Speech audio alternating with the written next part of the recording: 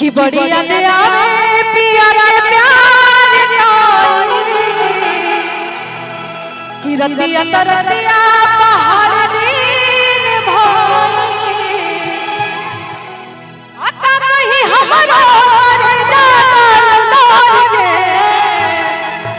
अरे नहीं हमारा रे जान गे कि दिलवा ले गइले राजा लेते रहिए